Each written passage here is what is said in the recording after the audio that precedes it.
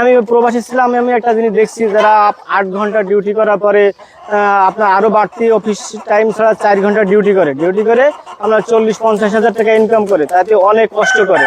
ওই সব যুবক ভাইরা যদি বিদেশে যে টাকা যাইতে 2 লক্ষ 2.5 লক্ষ টাকা ইনভেস্ট করে, ওই টাকা দিয়ে যদি একটা খামার করে টাইগার মুরগি, তাহলে অনায়াসে 1 লক্ষ টাকা মাসে ইনকাম করতে পারে ইজি ভাবে। আর যদি 100 দিয়ে শুরু করে, তাহলে আপনার মনে করেন যে 10 থেকে 12 হাজার টাকা ইনকাম করা সম্ভব। আর 200 শুরু করে, তাহলে 20 থেকে 22 হাজার টাকা ইনকাম করা ইজি ব্যাপার। আপনাদেরকে শুভেচ্ছা জানাচ্ছি বাগেরহাট জেলার একবারে বাগেরহাট সদর থেকে। তিনি টাইগার মুরগি লালন পালন করতেছেন। তিনি প্রবাস ছিলেন, প্রবাস থেকে এসে একবারে খুব কষ্ট করে অনেক কিছু শিখে এই খামারটা করছেন। আজকে আমরা সেই রংপুর থেকে বাসে 12 ঘন্টা জার্নি করে ভাইয়ের খামারটা আসলে দেখতে আসছি এবং আপনাদেরকে দেখাইতে আসছি। অনেকেই বলে যে টাইগার মুরগিতে আসলে লাভ হয় না, এবং অনেকেই বলে ভাই হিউজ পরিমাণ লাভ। তো ভাই দীর্ঘ প্রায় 5 বছর থেকে এই খামারটাকে সামনে এগিয়ে নিয়ে যাচ্ছেন।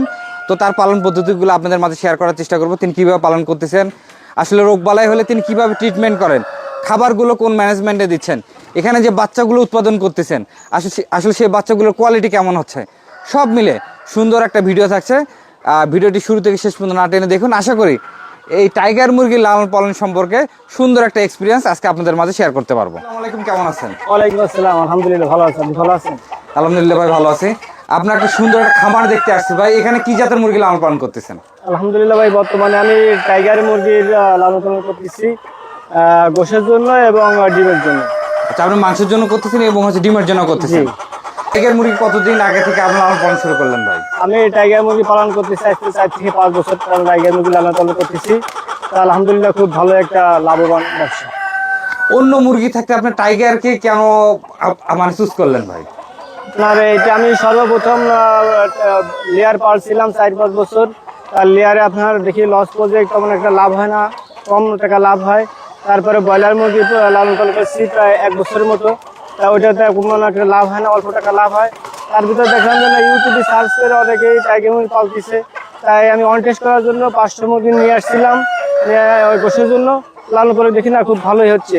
তারপরে থেকে আপনার এটা বেশি করে আর কি বাড়ায় আপনার প্যারেন্টসের জন্য আর কি বানালাম। এখন আমি শুধু বাচ্চাই উঠাচ্ছি, আর এই গোশের জন্য নিচ্ছে, আর ডিমের জন্য নিচ্ছে। কতগুলো প্যারেন্টস আসছে ভাই আপনার কাছে? আলহামদুলিল্লাহ মোটামুটি আপনার 500-700 মতো প্যারেন্টস আমার আছে। আর এগুলোর বয়স কতদিন? এদের বয়স আপনার একটা বয়স হচ্ছে 1.5 বছর, একটা বয়স হচ্ছে 1 বছর, এরকম চলতেছে। বয়সে যে ডিম পাড়া শুরু করলো? এটা আপনার 3.5 মাস থেকে শুরু করে 4 মাসে পরিপূর্ণ ডিমে চলে আসে ইনশাআল্লাহ। আর এগুলো একটা কতদিন পর্যন্ত ডিম দিচ্ছে? এটা আপনার 18 থেকে 2 বছর পর্যন্ত পুরোপুরি ডিম দেয় ব্যবসায়িক হিসেবে। আপনি এখানে আমরা খুব সুন্দর একটা মানে সিস্টেম দেখলাম ভাই, আপনি একবারে ছেড়ে দিয়ে রাখেন না, প্রত্যেকটা খোপ খোপ খোপ খোপ করে রাখছেন। তাতে করে কি সুবিধা পাওয়া যায়? এটার আপনার লাভ একটাই যে পয়েন্ট করে রাখলে হয় কি যে আপনার ডিমের জন্য ডিমের পার্সেন্টেজটা বীজের জন্য ভালো হয়। ডিম আপনার 100 ডিম বসালে হ্যাসিংয়ে দিলে হয়তো 95 পাওয়া যায়, বাচ্চা পাওয়া যায়। এই জন্য খুব ভালো হয় এই পয়েন্ট করলে। কয়টা মহিলার জন্য কয়টা পুরুষ রাখছেন?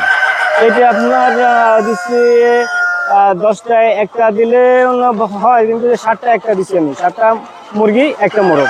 আপনি যেহেতু দীর্ঘদিন ধরে ভাই টাইগার মুরগি লালন পালন করতেছেন, এগুলো একটু রোগ বালাই সম্পর্কে জানতে চাই ভাই।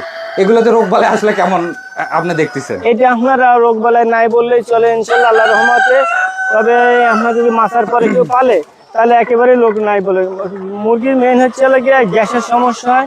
গ্যাস থেকে যদি নাকি এটা লিটারটা পরিচালনা করা যায়, যে না লিটারটা ভালো থাকবে, গুড়ি পরিবর্তন করা হয়, হচ্ছে 1 সপ্তাহ পর লিটারটা চেঞ্জ করে দেয়, তাহলে মুরগির কোনো রোগ বালাই নাই বলেই চলে। আর এগুলো কোন সময় কি ভ্যাকসিন মানে করতে হয়, আপনি যদি আমাদের মাঝে একটু শেয়ার করতেন? এটা হচ্ছে আপনার একদিনে হচ্ছে মারেক্স ভ্যাকসিন দিতে হয়। আর একদিন বয়সের বাচ্চাকে? একদিন বয়সের বাচ্চাকে মারেক্স ভ্যাকসিন দিতে হয়। আচ্ছা। আর 5 থেকে 7 দিনের হচ্ছে রানীক্ষেত। তার 5 থেকে 7 দিন পরে হচ্ছিল আপনার গাম্বুরা ভ্যাকসিন। 7 দিন পরে, তার 7 দিন পরে হচ্ছে আবার আপনার রানীক্ষেত, আবার হচ্ছে তার 7 দিন পরে আবার গাম্বুরা ভ্যাকসিন। এভাবে ভ্যাকসিনটা কমপ্লিট করা হয়।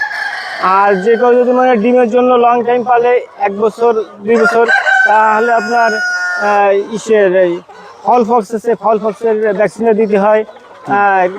45 দিন পর আপনার 4.5 মাসে আর কি, 4 মাস 4.5 মাসে আপনার এই জন্য আর কি ভ্যাকসিনটা দিতে হয়। একটা কিডনির একটা ওষুধ আছে, ওটা ভ্যাকসিনটা করলে খুব ভালো হয়। আর এগুলো তো ভাই টাইগার মুরগি আসলে বিশাল বড় বড়, একটা করে মোরগ দেখতেছি বিশাল বড় বড়। একটা একটা মোরগ আপনার এখানে কেমন ওজন হইতে পারে ভাই? এর আপনার মোরগটা হচ্ছে 5 থেকে 6 কেজি ওয়েট আছে, আর মুরগিগুলোর 3.5-4 কেজি ওয়েট থাকে। তবে মুরগিগুলোর ওয়েট যদি বেশি বাড়াতে হয় তাহলে ডিমের পার্সেন্টেজ কমে যায়। আচ্ছা, অনেকেই বলে, অনেকেরই ধারণা যে মুরগি বড় খায়ও নাকি অনেক মানে বেশি। আপনার বাস্তব অভিজ্ঞতা কেমন দেখতেছেন ভাই? এটা আমি যেটা পাইছি আপনার মুরগির এটা 45 দিনে 1 কেজি হচ্ছে এবং খায়ও কম। আপনার গোশের দিকটা খুব একটা ভালোই বাড়ে বেশি। আচ্ছা, এই টাইগার মুরগি 40 দিনে 1 কেজি হচ্ছে? হ্যাঁ, 40 দিনে 1 কেজি প্লাস হচ্ছে। হ্যাঁ। এবং এইটার বাচ্চা মেন হচ্ছে টাইগার মুরগি যদি এ গ্রেড বাচ্চা কেউ পায় তাহলে মনে করেন 40 দিনে 1 কেজি 200-300 গ্রাম হয়ে যাবে গোশের জন্য যদি লালন পালন করে। তবে খাবারটা খাওয়াতে হবে আপনার ব্রয়লার ফিড খাওয়ালে সবচেয়ে ভালো হয়। আর আপনি কি সাধারণত ফিডি খাওয়াচ্ছেন না ফিডের পাশাপাশি অন্য কিছু খাওয়াচ্ছেন? আমি ফিডে খাওয়াচ্ছি, ফিডের সাথে নিজে খাবারও বানাই খাওয়াই, তাতে আর কি ব্যবসাটার লাভটা বেশি হয়। একটা খামারে গেছিলাম, ওই ভাই বলতেছে আমি যেখান থেকে বাচ্চা সংগ্রহ করছি আমি ওখান থেকে আসলে সঠিক বাচ্চাটা পাইনি। আমি এই কারণে আমার কারণে একবারে মনটা উঠে গেছে। আপনি যেহেতু একবারে প্যারেন্টস করছেন, আপনি এই বিষয়ে কি বলবেন?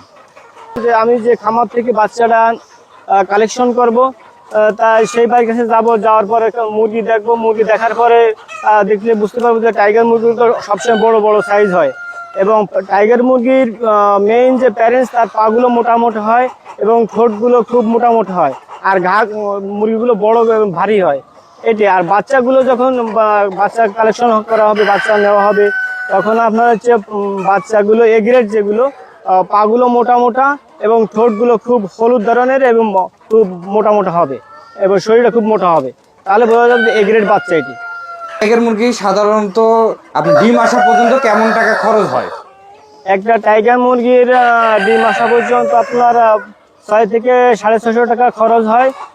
পরিপূর্ণভাবে সুন্দরভাবে লালন পালন করতে পারলে আপনার এরকমের ভিতরে পাওয়া যায়, 500 টাকার ভিতরে করা যায় যদি আপনার খাবারটাকে সেট করা যায়।